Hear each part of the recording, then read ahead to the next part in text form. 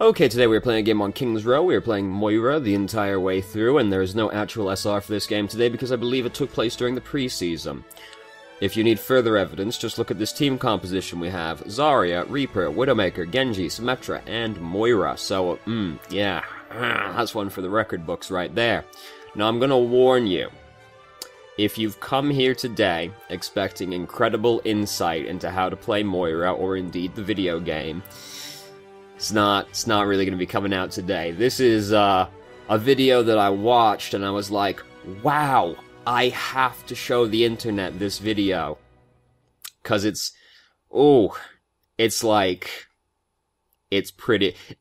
basically, I'm taking you to the carnival today so that we can look at the freak shows because holy shit, dude, look over here. There's a man swallowing swords made of spiders in this tent. It's just worth watching, okay? So, don't expect to be learning too much today. Instead, let's just watch this video game. Oh, so obviously we shouldn't have been doing that right off the bat. We could have just thrown it at their spawn from inside the choke point and had no risk. But as we can see, the rest of our team are currently running around outside of the spawn like gibbons who were raised in a barn. So, and our only tank is Zarya, so standing in the choke point's gonna be a problem. So here comes some greed. We're like, oh, I want this boy. Oh wait, there's a health kit around that corner, isn't there? Oh no, but then we get away with it, which is the most upsetting part, honestly. But if you don't get punished, you don't have to learn. Now, we are, of course, the only healer as well, so obviously we have to use our orb to heal ourselves a lot, because that's just kind of how it's going to be.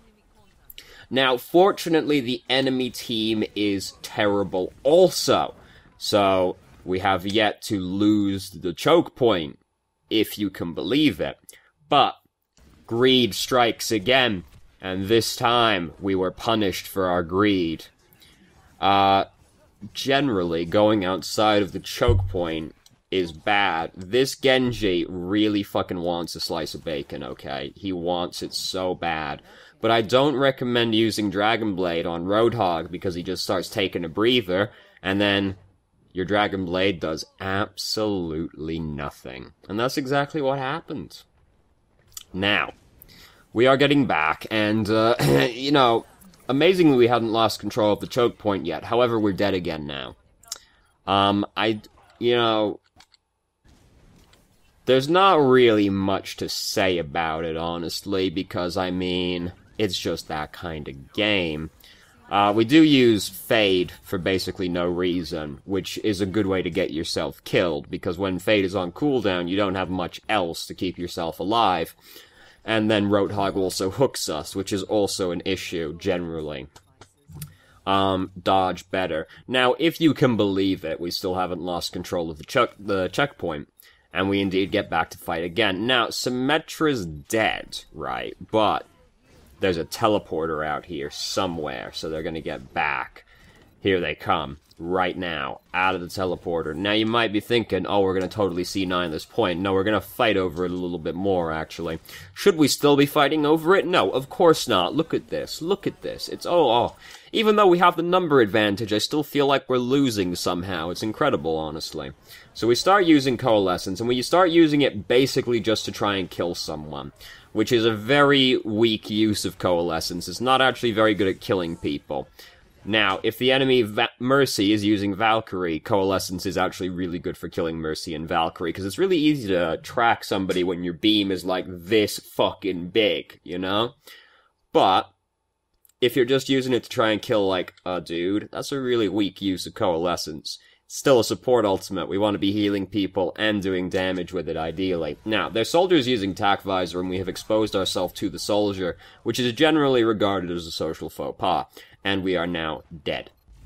We've now finally lost the checkpoint. We had no right to hold it for as long as we did. So, honestly, that's a smashing success, as far as I'm concerned, because we held it for greater than 15 seconds. Now, we have to do the street phase, which is, of course, the hardest part to defend on this map, and generally pretty free, right? Not quite as free as the street phase on Numbani, But what is? The street phase on Numbani is easier than your mom. So, King's Row can't even dream of competing. So, our team are off doing God only knows what. It's a very weak Graviton because we caught Reaper, and Reaper was just like, I'd rather not. And then Roadhog did die, but just using a Graviton to kill a Roadhog's a bit weak, you know? Now we're walking into the Death Blossom. Don't recommend that one. Maybe go backwards, actually, further into the alleyway. Generally don't want to be walking through Death Blossom, you know? And if you're a tank, you can kind of take it. In fact, if Reaper starts... I always find it funny when a Reaper starts using Death Blossom on a tank, because it's just like, the Reaper has opted to do less damage to that tank than if he just left-clicked him. So we're using Coalescence again right now, basically just to try and hit people with it again. You know, you still kind of want to be healing people and doing damage if at all possible. Sometimes you do use Coalescence just to, like, damage a lot of people, i.e. Graviton. Or just to heal a lot of people, i.e. your whole team's getting fucked up, probably because of a Graviton. But it wasn't exactly the greatest time for either situation, really. So, we are, to no one's surprise, going to lose control of the streets. It's just what's going to happen. Can you believe this game is 18 minutes long? And that cuts out the part where we change teams as well. So, like, this is a pretty long game, all things considered, considering we have, right, what should happen is they should have steamrolled us all the way to the end of the track, and then we should not capture the first checkpoint. That's not what happens.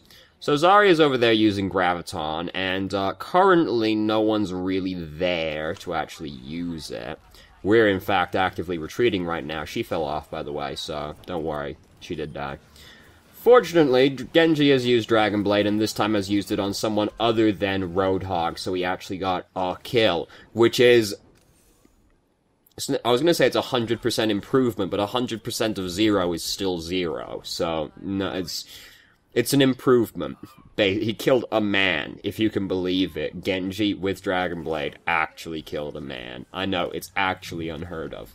We've got Coalescence again, we're just going to use it right now. Now, the reason that this one's not very good is Reaper was already spinning on them. So Coalescence at that point is kind of overkill. You can just left-click over Reaper and that'll probably keep him alive. And he doesn't need help killing people with Death Blossom. What are they going to do to stop it, right? I mean, have you seen their team? It's almost as bad as ours. Not quite, because I mean, what is? But it's close. So, Soldier's using Tac Visor again right now, and very spooky. We're gonna hide back in here. Oh no, here comes Self-Destruct. A lot of our team are dead. We want to get out of this situation. Oh, we're electing to take part in the fight a bit more, rather than backing up, which is what we should be doing. Granted, Moira is hard to kill, especially when the enemy team is bad. But we really shouldn't be, we should be, like, backing up further to our spawn, not going further into the enemy team. Fortunately, the enemy team are terrible, so we actually get away with this, even though we shouldn't have done. You might notice the title of this video is The Game Where I Get Away With Stuff. So that was how I knew when I clicked on this one in the email, oh, this is gonna be a good one. And yeah, so much of a good one that despite having very little educative purpose behind it, I'm like, shit's just whack, yo, we should watch it anyway. And that's exactly what happened. So, now they don't get it all the way to the end of the track, if you can believe it. There truly is no justice in this world, despite what Farah might tell you. They get close, but they don't get all the way to the end. This is about as far as they get. I think they push it a little bit further. I think they get to, like, the bottom of the slope, but... So we're going to use Coalescence right now. Honestly, we might as well just use it to heal ourselves, all things considered. But we're moving into Junkrat while we're using Coalescence, so we end up just dying to a shrapnel. Coalescence has a 30-meter range. To put that into academic terms, its range is fucking huge. So we can sit way further back and do that, rather than having to go into the Junkrat, who generally is happy for you to be closer to him, because despite only wearing shorts, he is impervious to his own damage for some reason. And Moira doesn't do any damage for being closer to people. I see people, like, really hesitant to approach a Moira, and I'm like, why, dog? What's she gonna do? It's not like it's not like she does more damage to you for being... She hates people being on top of her, actually. But people are, like, really afraid to approach a Moira. Just, like, get up on her. Get up on that 50-year-old lady. I don't know that most people want to do that. I might have identified the reason people don't want to approach Moira, actually. Anyway. Yeah, have you seen that one Moira spray that's the sad Murloc, because the Murloc's just got, like, 18 syringes sticking out of its back? It's very depressing. It's a Moira spray, by the way. That's why it came up. So, like, you know, even though our entire team is dead, somehow they still don't capture the checkpoint, because, like, we're here, and they don't manage to kill us, even though we stepped on a trap, and nobody else was here. Now we're finally dead. Now that our team is here. It's a very perplexing situation, isn't it? So, that's that sorted. Now we're gonna switch sides. Now, there is some justice in the world because we don't win. Right now, if we won this game, that would be depressing. We don't win this game. At least I don't think we won. We might have won. No, we didn't win. Did we win? No.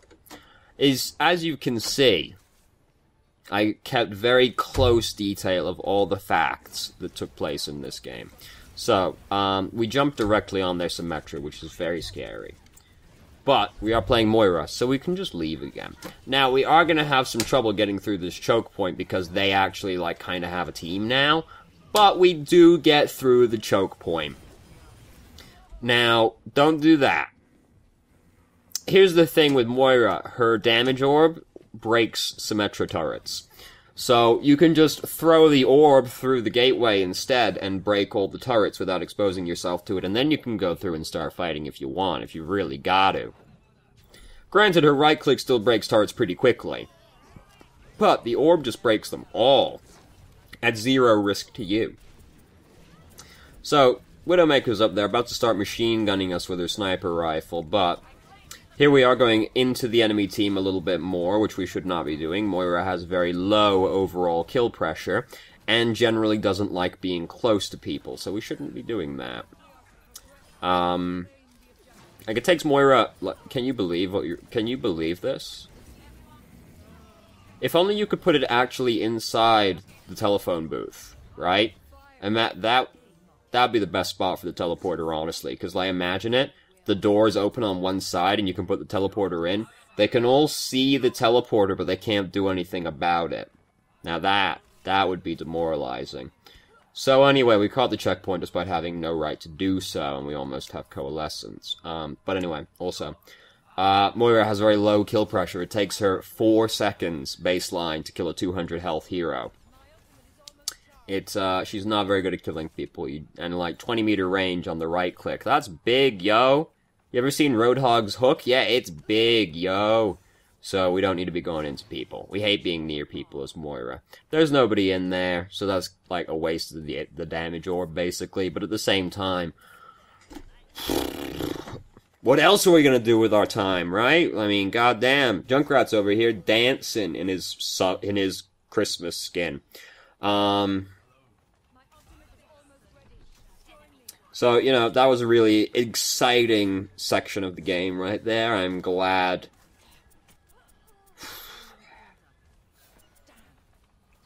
And it was at this point I was filled with dread watching this replay, because I was like, oh god, don't say we just roll over them. Anything but that. No, no, no. They have some ultimates, so they were able to stop us. Thank goodness. Because I was watching, I was starting to sweat, like, oh god, no, not like this, not like this. No, it wasn't like that, fortunately. Almost, though. Almost. Almost. So there goes Genji. Yeah. Doomfist, we could actually hear Doomfist approaching, because we could hear him casting all his abilities, but it took getting smacked by him to actually notice it was happening.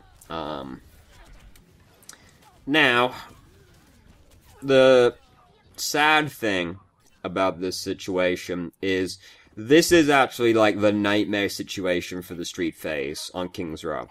Is the attacking team loses momentum when the payload is at the other end of the track. Because now, suddenly, it's really hard to do the Street phase, actually, because now you have to try and go through it without the payload, which makes it significantly harder. Also, the spawn for the attacking team is very far away when it's on the opposite end of the track. It's like how Numbani Street phase is you sometimes stall out on there for a little bit, if the defending team stalls it right next to the edge of the checkpoint, because then the attackers actually have to spend 20 minutes getting back, as opposed to the defenders. Now, if the defenders lose a single fight, they still lose the checkpoint, which is why you don't see that, you don't see it stall out there very often, but it sometimes happens, because then at that point the spawn disadvantage has swung around, and now also the attacking team has to do what they did without the payload, which is typically harder than doing it with the payload, believe it or not. So, Doomfist is a little spooky for Moira, because it takes her 5 seconds to kill Doomfist. And Doomfist can kill Moira significantly faster than that. And because it takes you so long to kill Doomfist, also, there's a great chance that his abilities will come off cooldown, and then if he does damage to anybody, he gains some shields, and then, oh no, now it takes even longer to kill him as Moira. Doomfist is pretty good against Moira just because of sheer time it takes to kill the man. And he's only got to hit you once. The good old Doomfisting action. So our whole team are dead. We got hacked, so there's not very much we can do about that one. Doomfist used his ult, and I think basically he was using it just to celebrate more than anything else, it looked like. So we got fucked pretty badly. It's okay, we have Gravitons, so there's still the possibility that we win. And of course, as I've already spoiled to you, we get this checkpoint. But it's not surprising when you look at those ults, right? Like, Barrage, Grav, Coalescence, we better capture the checkpoint. We do capture the checkpoint. At the same time, though, we better capture the checkpoint, but God, I wish we hadn't captured the check, because, this is already far more than we deserve. We also even had Pulse Bomb, so, just throw it all in there. Just throw it all in the pot. If you're ever having trouble breaking through a checkpoint, always remember, if you come at it with 6 ultimates, you're gonna win the fight. Overwatch is very simple sometimes. Like right there, we just killed a man while we were pushing around physics objects. We were basically playing Torbjorn. It's incredible. And sometimes, you just run at the enemy team, and you just throw 6 ultimates on their face, and you win. Sometimes your Zarya just falls off the edge of the map twice in one game on King's Row. It's really hard to fall off the map on King's Row, and she's done it twice in one game. It's very sad. It's very sad. It's not very hard. It's difficult. It's not very difficult. It's merely difficult to fall off the map on King's Row, because there are not many places that you can do so. In the Uprising event, you know how, this is, covered in? Wow. What terrible health and safety standards we've adopted as time went by. Now there's just this giant gaping pit here instead of a nice cement floor. Why did we choose to do that? Why could that cement floor not have stayed there and covered up the giant death pit? I feel like you could still, because weirdly enough, I have a ceiling, and that doesn't really impact the area below it. So, why did we take that concrete part out? We could have still built under that floor, because we do that quite frequently, as it turns out. It's very peculiar. Did we win? I thought we didn't win. No, we don't win. No, we don't win. We don't win. Please don't win. No, we don't win. Yeah. We do win, don't we? Oh, God. This shows you how little right we had to win. I had completely blocked out the fact we won from my memory. I was completely convinced myself we didn't win. Because that's what should have happened. But, no, we did actually win. So play the game is apparently happening. Ah, yes. A ghost killed several other ghosts. How about that? Nice. Oh, I just completely rewrote history in my head because we didn't deserve to win this. So, there were not very many actually helpful parts of this replay. It was mostly like, yeah, freak show factor. We used Coalescence quite badly, basically every time. So there's that. But other than that, not much happens. I know your email had more than this video in it. Don't worry, I'm not just gonna do this one and call it good. This one was just really worth watching, just for the entertainment value. We can't be serious all the time round here. You were ever serious? No, straw man. Of course I wasn't. But less serious than usual. So, did we learn very much? No. But come on. It was an entertaining shit show, at least. So thank you very much for watching if you did. You don't have any questions. Let's be real. Let's not even pretend. And you didn't find the video helpful. We all know that isn't true either. Hopefully you found it entertaining, though. Because I found it pretty entertaining. In a horrifying way.